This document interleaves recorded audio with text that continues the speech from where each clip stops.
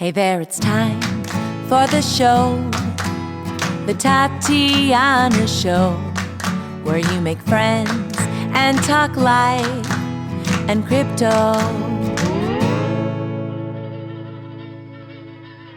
What's the point of all this technology without a little love in our lives? Our hosts, Tatiana Moroz and Lauren Kasovitz, have come together to bring you Proof of Love. Go to proofoflovecast.com. Hello, everybody, and welcome to the Tatiana Show. Do you want to know what an atomic swap is, or do you sometimes wonder what a DEX is? You're going to find out today on this special episode because we've got Jason Brown, the head of business development over at the Komodo project, known to some of my friends as the sleeping giant of crypto projects. So we're going to learn a little bit about that. They've got an upcoming stress test, and we're going to talk a little bit more broadly about DeFi, CeFi, and all things Fi in between. But before we say hi to Jason, who we're very excited to say hi to, we of course have to give deference to my co-host, the ever cool Josh Shigala from Vaultoro. The ever cool. I'm also at 6'8", 6'9", whatever I am. Also not a sleeping giant. I'm kind of awake, but I'm interested to hear more about other giants. That's for sure. Cool. And I'm. I find DEXs really interesting. That stands obviously for decentralized exchanges, Komodo is one of the originals. So I'm really, really interested to catching up with Jason. Yeah. All right. Well, then, without further ado, Jason, welcome to the show. Thanks so much for joining us today. Thank you for having me. Excellent. So, okay, we've got a lot to unpack here. Talk to me like I'm 5 years old.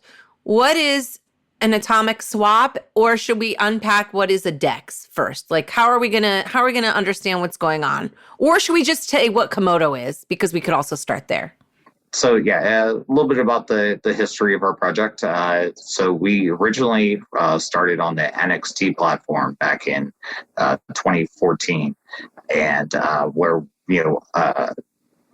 our lead developer JL777 created the world's first multi-signature proxy token DEX called the Multi-Gateway.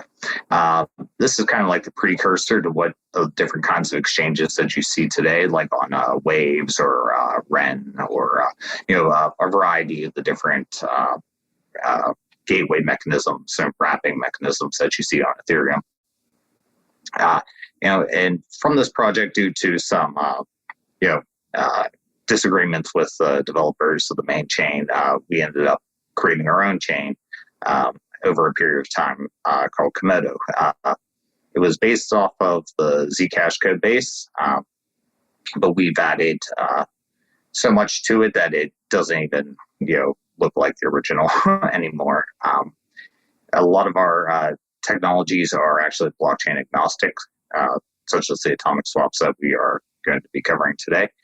And Komodo isn't so much focused on trying to, hype its own like currency as like, oh, it's the next money or anything. But what we're really focused on is bringing new open source technologies that will increase the use and adoption of cryptocurrency in general. That's a little bit about the history of Komodo. We have a long-term interest in DEXs.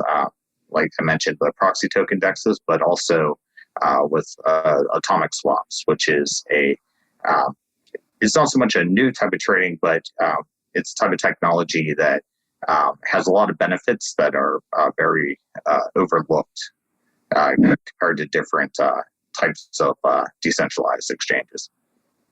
Yeah, there's one of the points that I think came up a lot over the last few years is that there are so many different coins out there, and if somebody is getting paid in one coin but wants, like not one coin, the scam, but a coin, but wants a different coin to receive, then they how are they going to do it? Or if they, look, there's a new DApp over here, but then I have to sign up to exchange because I want to use this new trading card or some sort of, let's say there's a blockchain game.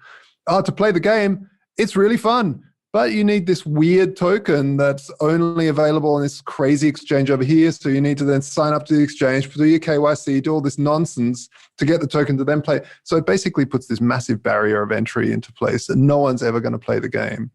And this is, I think, exactly where DEXs step in, because that way it's basically shapeshift without the centralization. Yes, and you mentioned the KYC processes for exchanges, and also the custodial nature of exchanges. So when you actually deposit to get that coin that can only be gotten there, you're putting your funds at risk. And as we have seen a lot in the past years of hundreds of millions, if not billions, being hacked from these exchanges, these KYC documents being leaked is just not a. People should learn to operate as their own exchange instead of trusting these third parties, because as we've seen, they can't be trusted. So what is an atomic swap? Oh, sorry. Yes. So an atomic swap is a method of exchange between two blockchains that does not require any trust between the parties. It operates using a thing called a hash time lock contract. It's just a fancy way of saying is that you have to provide a cryptograph, some proof that you received the payment and within a certain amount of time, or the funds get sent back to the original person.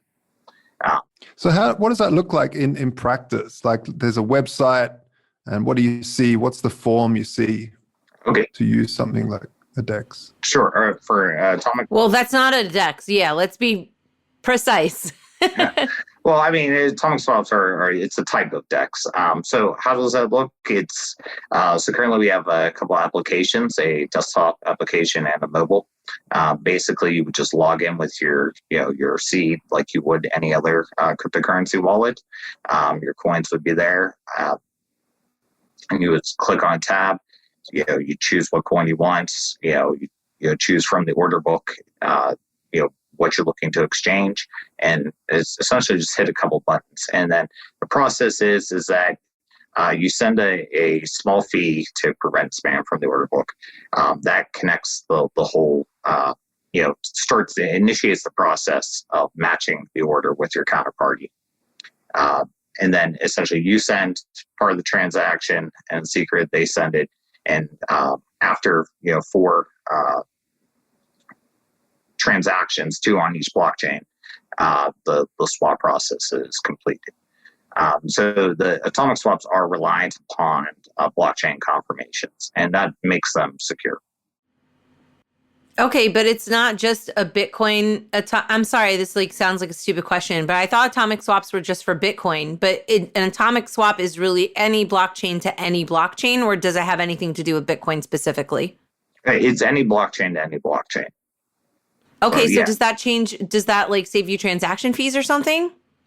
Okay, so some of the benefits of this are instant deposit and settlement. So on centralized exchanges, when you send coins to a centralized exchange, they have to wait a certain amount of confirmations just to prevent you from possibly double spending and accidentally being credited on their exchange while they really didn't receive the deposit. By being able to just instantly access your coins, and mind you, these are the real coins too, not like a proxy token DEX where you're using a wrapped coin. You have your deposit's instant in this case because you're just essentially loading your wallet. And the same goes with settlement. When you trade on a centralized exchange, your account is credited on that centralized exchange with what you traded for, but to actually get the coins back, you have to initiate a withdrawal process, which is typically done in batches and requires at least one confirmation to actually receive it into your wallet. So there's a lot of the big benefits of the atomic swaps is that in this instance,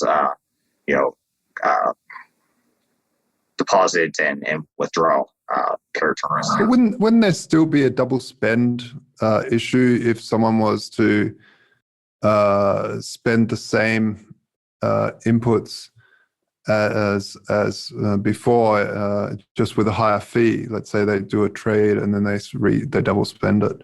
If there is zero conf, I mean, isn't that still a problem? Okay, so atomic swaps rely on blockchain confirmations. So in their basic form, it is, it doesn't, you don't have to worry about the double spend for zero confirmations, because you have to wait for the confirmation first before the next step of the process proceeds. So how does that work with, like, say you're swapping like Bitcoin for Ethereum, and Ethereum's got like very, very quick block times, and Bitcoin's got 10-minute block times. How does that affect an atomic swap?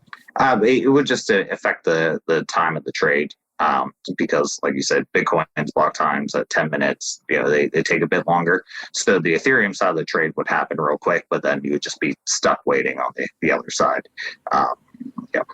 So then how do you have an exchange like that, right? Like, how do you have a functioning exchange if it takes a while for one thing to, pass through and the other thing it doesn't? You know what I mean? Okay, so regarding that, as I mentioned, there's two things. One, atomic swaps are more for the case of like an OTC style exchange, where you need to do like a one-off, just buy straight up. You're not actually trying to just trade back and forth to make percentage gains. And while the trading time does take some time because it relies on blockchain confirmations, that if you actually factored in the time of depositing to an exchange and withdrawing, the atomic swap actually ends up being quicker. A lot of coins, for instance, Kraken requires like 15 confirmations or either 12 or 15 for Litecoin, whereas I could just, if I wanted to trade that Litecoin, I'd be waiting with like 30 minutes just to clear a deposit. But I could do a Litecoin atomic swap to, say, Digibyte or Ethereum or whatever, and be totally complete, have the coins in my wallet within a couple minutes. So, I'd still be waiting if I were to use a centralized exchange. So there are limitations, like you mentioned, that it's not a type of trading that, it's not like high-frequency trading. Can it be adjusted for high-frequency trading? Like, is that on the horizon? So the times can be sped up. There is a zero confirmation option, and as you guys have said, that the zero confirmation option does have an issue with double spends. So what is required for that is a type of collateralization. So if somebody did double spend, they would receive that versus collateral in compensation. So while it can be made faster, decentralized exchanges, whether they are on Ethereum or anything that relies on blockchain confirmations, can't be like high frequency traded. That's the one benefit of centralized exchanges over decentralized exchanges, is the speed of the trade. But the trade-off for that is you have less security. You're risking your personal information being leaked out, and as well as your funds being stolen. As like I mentioned earlier, we have seen happen tons of times throughout the history of crypto. So how does it compare to like a different kind of DEX? Are all DEXs atomic swap DEX or no? No, they are not. So majority of DEXs are what's called a proxy token DEX. So what would happen is, say you wanted to trade your Bitcoin on this DEX. You would take your Bitcoin and you have to deposit into a what's called a gateway, which would issue a token form of that on a third-party chain, typically Ethereum or Waves. And that's what wrapped Bitcoin is, right? Correct. Yes. So during that time, the way it has the same issues kind of as centralized exchanges. They have to wait to actually credit you that the tokenized version of the coin. And we've seen some issues with these tokenized versions as well. There was a decentralized exchange built off of the BitShares technology stack called CryptoBridge that had a bug in it that was crediting more tokens in existence than deposits. So essentially their funds got wiped out once. And this is the problem a lot of the time with the sales pitch of decentralized exchanges. It's so new, and they say, "Oh, look, all these centralized exchanges getting hacked." But there has been a few cases where decentralized exchanges have been hacked because their smart contracts just weren't smart enough. I mean, they're very complex contracts. A smart contract for all those folks at home is basically a computer program that runs on many, many machines all at once, and that's what makes it smart. That 51% of them have to have the same outcome, and those contracts those programs can be a small bug. I mean, every programmer knows it's almost impossible to write a totally bug-free piece of software, and the more complexity you add, the more likely it is to have a bug. And the problem with a lot of blockchain technology is that it's written a lot of it is written in new programming languages that are not very well understood. It's not like JavaScript or something where people really understand it well. But also that once it's running, once it's in the wild, it's very hard to upgrade. Right, and like you mentioned with these smart contracts, it's kind of unfortunate, but a lot of these DEXs out there have the same issue of the centralized exchange. You're depositing your coins with the third party. In this case, the third party is a contract, a piece of code, but it's the same thing. Where with an atomic swap, you never give up those actual control of coins. But you always retain the private key, whereas wrapped coins, you don't have the key for their deposits. It's a multi-signature typically, so you have one of the keys. Yeah, so a lot of the ERC20 and the whole Ethereum ecosystem is all based on not atomic swaps, right? It's all based on smart contract, people sending ERC20s into a smart contract or whatever, and then the magic happening in that contract and then spitting out the other side. Whereas on Bitcoin, it's all using the multi-signatures because the programming language is a lot thinner.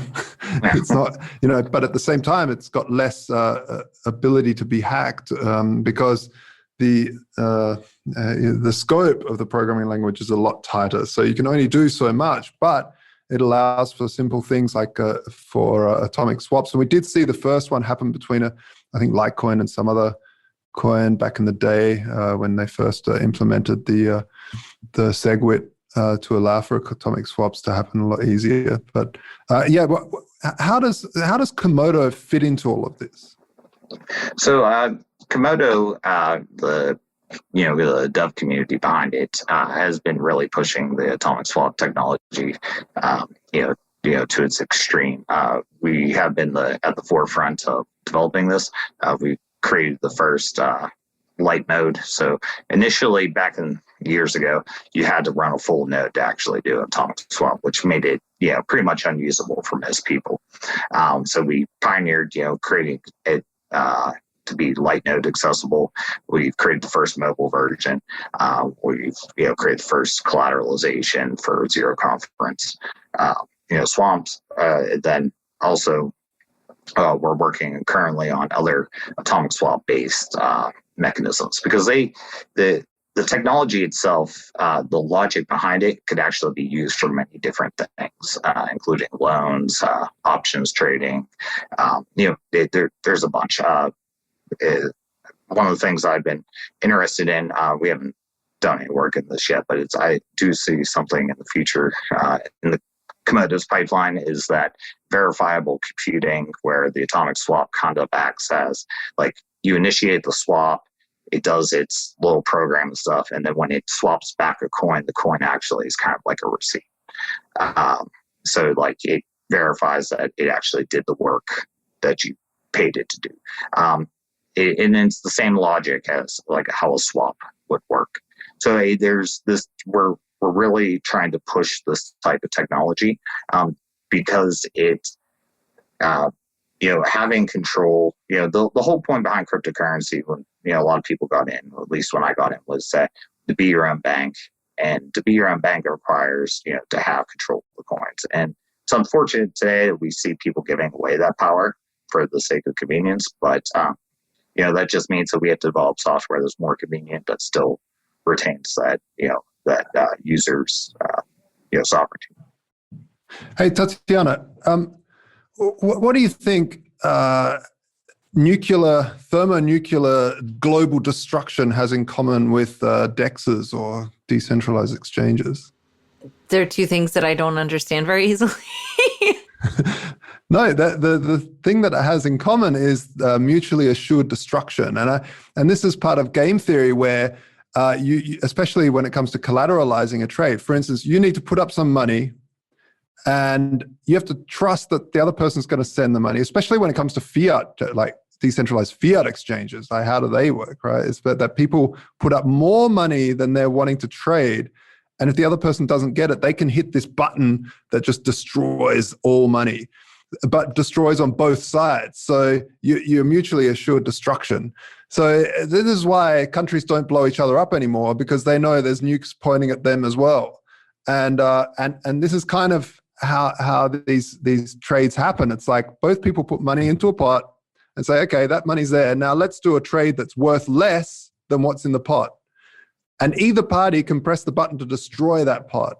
So no one does, because you're trading for less. So you'd rather just finish with the trade and get more money back than you have in the pot. So, and this is another type of decentralized exchange where you're using game theory to say, hey, we don't want to destroy each other, so we'll be good actors until the end and take it. And there are some weird distortions, like if you really just want to do it for lols and destroy someone because you're way rich and you don't care about losing your little pot. But and there's other consequences too, like you'll be banned as a peer from the order matching and stuff like that. So it's not just that you would lose money. There's other things because if you read the old cypherpunk literature and stuff, like one of the things that's really important and this new digital world is the reputation, right? So, if you do what you say you're going to do, more people will,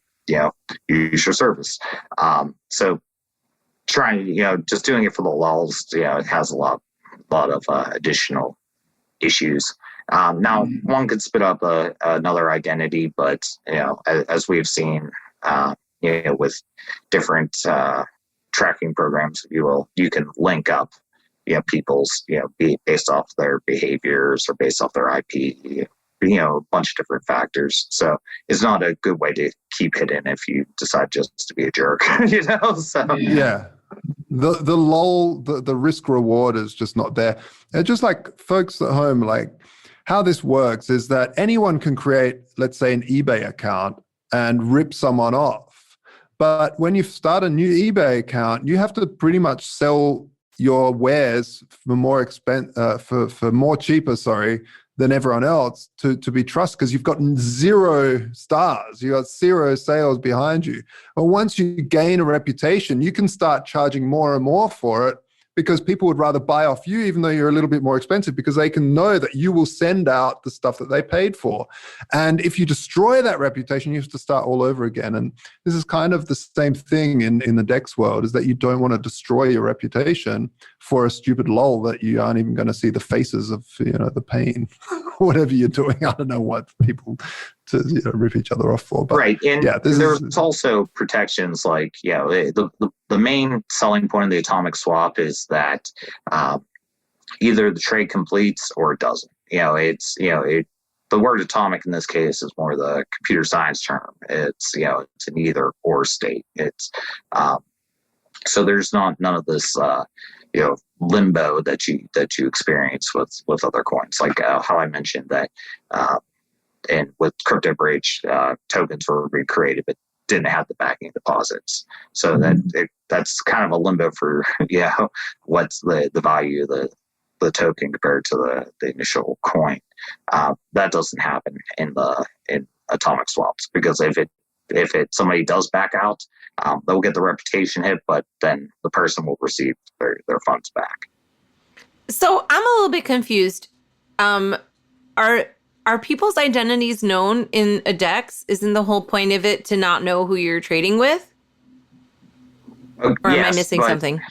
Well, you have to think, like, you're when you're trading like on a DEX, you have an address. That address is connected to an IP. I mean, you can obfuscate some of these things, but this trail of metadata eventually, starts painting a picture of who's the actual person behind it. Even if it doesn't paint a picture of who the actual person is, it paints a picture of, hey, this is the same scammer that did this. No one knows that that's John Smith from so-and-so street. It's more that, hang on a minute, that same coin came from the same address that ripped that person off. Okay, I'm not going to trade with them. So you don't know who that person is, but you know that they're a bad actor. Right. Yeah. And you can also use things like, examining their, like you mentioned, same scammers, like their heuristics, how they behave, things like that. People are a lot smarter, and I think they give themselves credit for, and they can determine, like, oh, this is the same scammer, or is this is the same, type of scam. So, Jason, where do you think DEXs are going in the future? I mean, this has been the holy grail for crypto for a long time. I mean, we run an exchange. It's centralized. Actually, we wanted to build a decentralized exchange way back in the day when Mt. Gox collapsed. After Mt. Gox collapsed, we were like, oh, we got to build it. But the opera returns just weren't, which is the coding language for those at home, wasn't really ready for it. There's also plenty of blockchains, especially on the enterprise level, that nobody knows of. Like they're hidden, but eventually they're going to want to connect to the wider world. So there has to be a mechanism that connects them, these two chains, even though that they're operating on completely different types of systems. A lot of these enterprise chains are very permissioned, like Hyperledger or Corda or things like that. But a little bit of effort, exchanging information between the two, because essentially that's what a trade is, right? These crypto coins are just bits, just message passing, right? Exactly. And so that is gonna, we see in the future is gonna, like, the connection between the enterprise world and the public blockchain sphere as becoming really hitting the forefront here in the next couple of years. So I have a question for you guys. If somebody is a business, right? They have a business and they have a DEX, how is that decentralized? Because then doesn't the business own the exchange, and then by nature it would be centralized? How does that work? It's actually a protocol. So even though that we have our own application stuff, it's all open source code. Somebody could easily spin up their own, and it has nothing to do with us at all. And even though it's their own, we can still interconnect these networks together. So there might be, somebody who launches their own DEX that has some sort of permissioning for whatever reason, and somebody launches their own DEX that has no permissioning whatsoever. And maybe there's some overlap where they some of the people who use the non-permissioned version are actually permissioned, and they want to just arbitrage between the two exchanges, and that would be totally possible. So it all depends on how you're really thinking about it. Is it the business is actually controlling all the hardware, and they have full control of the code and stuff, the licensing's in place that nobody can touch this and it's ours, or is it something like, oh, here's some code, you can spin it up if you want. We'll launch our own. If you want to use it, you have to follow our rules. If you don't, here you can, fork it, create your own, have at it. When BitTorrent, for instance, came out, and in Germany they started just finding people that were torrenting films. So I see the future where certain software might be decentralized, and they might go after like GitHub, centralized versions of Git, for hosting certain software that they deem not good. There's many ways that governments can try to control decentralized software. It's even been talked about of fining the writers of certain software, even though it's then run in a decentralized fashion, the people with their names behind it. But all this does is drive more and more privacy into cyberspace, into the internet, where people will write code and just release it on some forum somewhere, just like Satoshi Nakamoto did. There are attack vectors towards the legalization or how available certain software is to the masses. But the threat of certain laws, and I think certain countries are different than others. Like you might find parts of Asia just don't care, whereas the US might just really crack down on something because, freedom. But that's where I think this is heading as well, as this whole decentralized, centralized thing is really interesting because there's other parts of decentralization, not just on a protocol level, not just on how many nodes are running in different countries, but where's the software? Who's behind the software? Is there a company that's there that's really, the foundation of the software? I think that really the whole community needs to see and be hardened against some attack vectors happening on that front. Right. Yeah. Especially with GitHub's recent acquisition, I believe it was by Microsoft. Hosting, or your code, like everyone's code there is, if you host their even private repos, they know what's in it. So if you're, doing something you shouldn't be, they got their eye on you. And so I agree with you that we need to, the coding, location, where the location where the code's stored needs to be decentralized. The teams need to be decentralized, more so as well. One of the ways that you mentioned that they're going after the writers of the code, which we've seen in some cases. In the U.S., we have some protections against that with our First Amendment, the battles the EFF has been doing where the, writing code is protected speech. But it definitely needs to, it needs to be spread out. We got to, the point of decentralization is that, you can't just take it down. We need to maintain that ethos and spread it on different sites, even underground as well. Just so there's always a copy or version out there that people get, have access to. And it seems maybe a little bit counterculture, but it's something, especially given with what's happening in the world today, with all these crackdowns on crypto, platforms and, different coins that, it needs to be done. Yeah. So what's the effect of all the regulation? What's the effect going to be of all the regulation on these kinds of exchanges going forward? So it's a very murky world right now with that. So recently, this past year, the EU and UK passed these financial action task force, resolutions that has some very vague language regarding arranging of transactions. So that's is something I think that DEXs, not just DEXs, but centralized exchanges too, because there's many I don't want to say, I guess, unregistered centralized exchanges out there, that they'll have to start doing compliance measures or be, risk being, sought out by, whatever government is, the country they live in. So that's one thing I think that decentralized exchanges are going to have to take into consideration, that, they really have to, there's a kind of, I don't know, idealism that's like, oh, we create this decentralized software and, no one can stop us and, all that. But at the end of the day,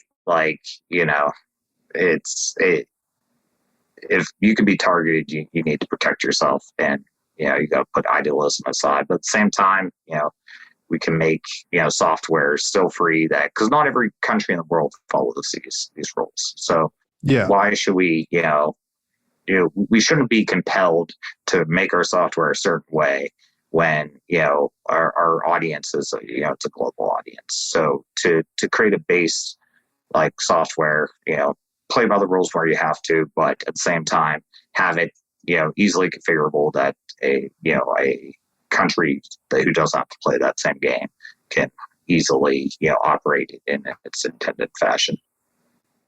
Yeah, I mean, for me, Bitcoin is really the perfect DeFi tool. It was the first decentralized financial tool. It was, it really is just some software you download a piece of software, it starts downloading the blockchain, and then you can interact and no one can really stop you. Of course, they can stop you on the on-ramps, they can stop you on the off-ramps.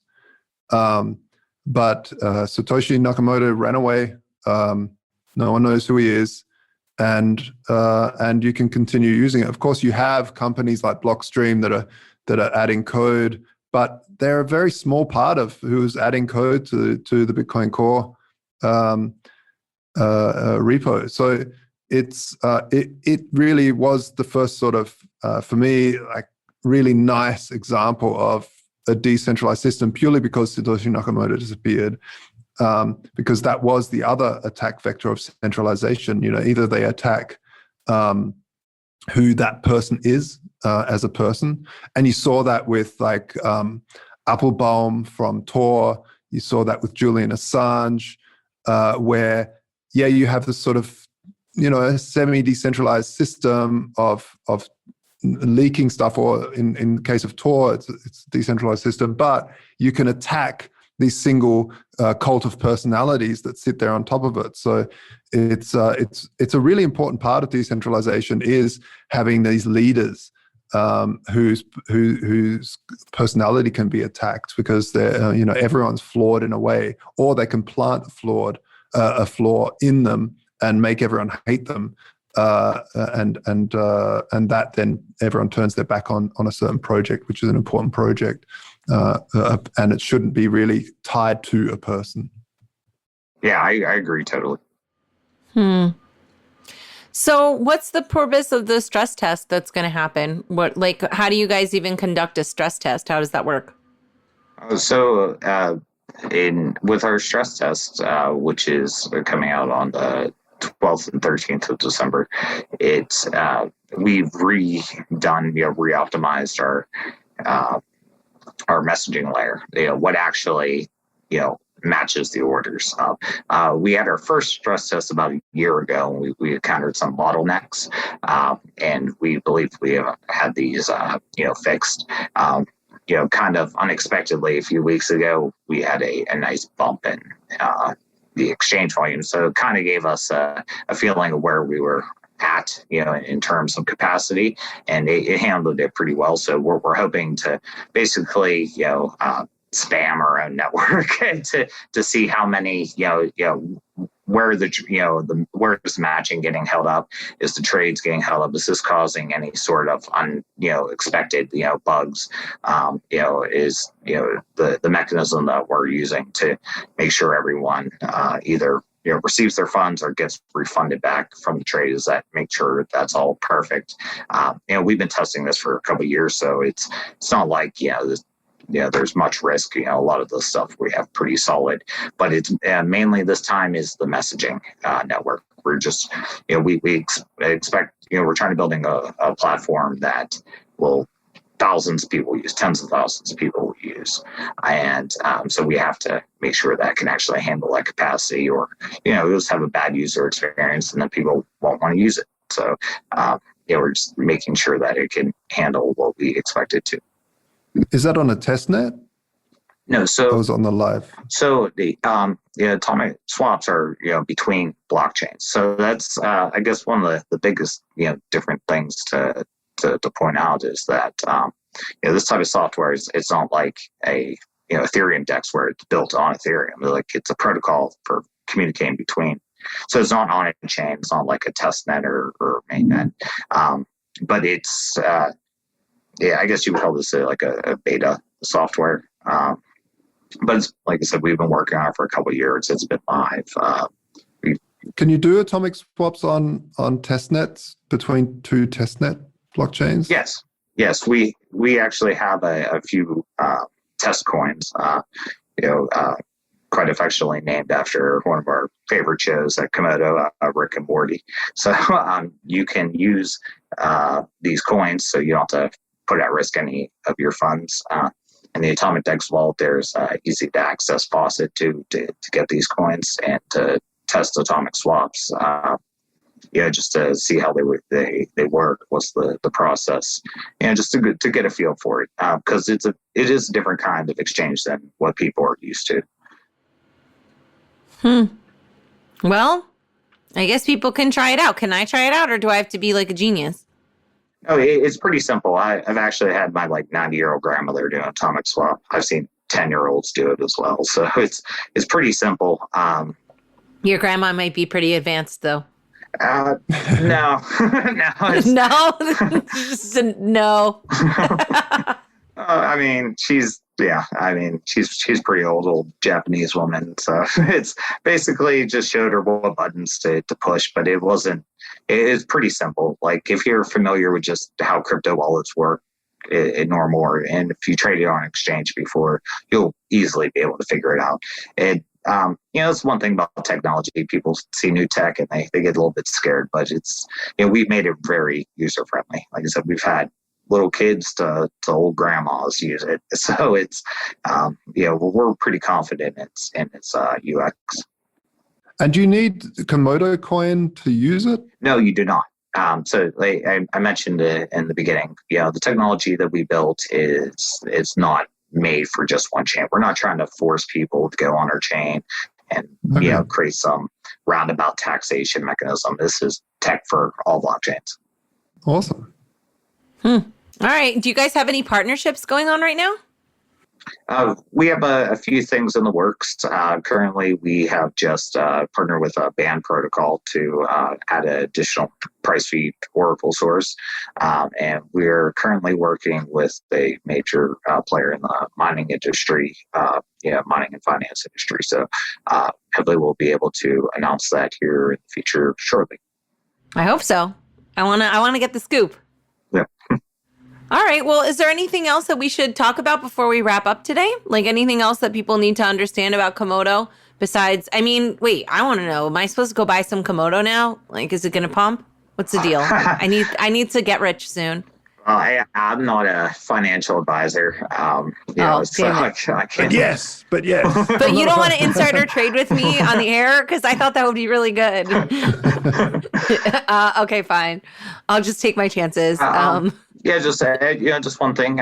We hope to, have, we welcome everybody to join in our stress test. There will be a few bounties. I know many different community members have put up several thousand Komodo worth just, for, to get people, excited. And so they're, they feel like they're winning something. And, we're going to have different prizes for different things. And that will be announced, closer to the time of the stress test, which is about a week. So. Where can people connect with you online? What are the Twitter handles and stuff? Komodo's Twitter handle is at KomodoPlatform.com or at Komodo Platform. The website's KomodoPlatform.com. Or GitHub.com/Komodo Platform. So basically, if you type in Komodo Platform, you can easily find our socials everywhere. We're on Twitter, Facebook, Discord, Telegram. And pretty much everywhere. So just type in Komodo Platform and you'll be able to find us in your preferred social platform. Awesome. Well, this has been a long time coming. Thanks, Jason, for making your way onto the Tatiana show. We welcome you. Hopefully some of our listeners learned something. I think I did. I'm pretty sure I came out ahead on this one. I'm not sure that you need me to consult on your project at this time, but, once I get a little bit more up to speed, you're welcome to ask me some technical questions. Josh, any final words before we go? No, thank you very much for coming on, Jason. It is always fascinating. I really do like the DEX space. I think it's one of the most important parts of this whole space, purely because there are so many different coins out there and we need to have a way to trade between them. So that's really, really cool. If anyone out there, we've just created a VIP Telegram group for Vaultoro. So what it does is just give you the heads up when people are selling gold under spot. For Bitcoin on Dash, and there's a couple of other coins coming. So, join that. It's telegram.t.me/VaultoroVIP is the URL for your, all that. So that's great. All right. Well, thanks, everybody. Check out Proof of Love if you want to change it up. You don't want to only listen to crypto stuff. You can talk about crypto love instead. proofoflovecast.com. And thanks for checking us out. We'll see you next time. And make sure you do the stress test. Anybody could do it. Grandma. Thank you for having me. The Tatiana Show has been brought to you by CryptoMediaHub.com, a boutique marketing and PR agency for Bitcoin and beyond.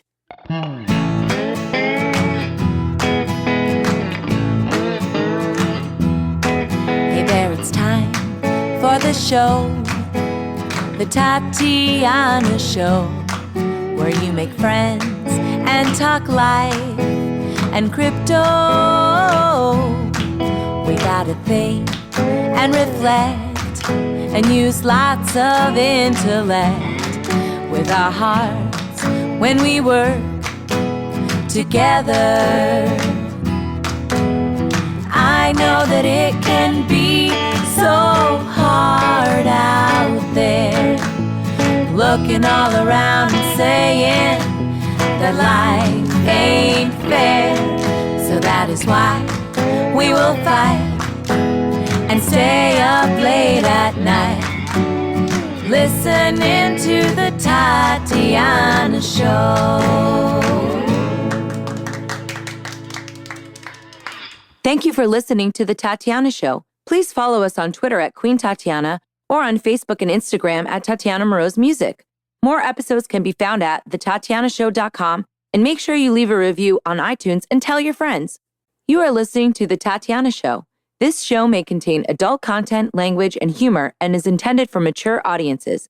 If that's not you, please stop listening. Nothing you hear on The Tatiana Show is intended as financial advice, legal advice, or really anything other than entertainment. Take everything you hear with a grain of salt.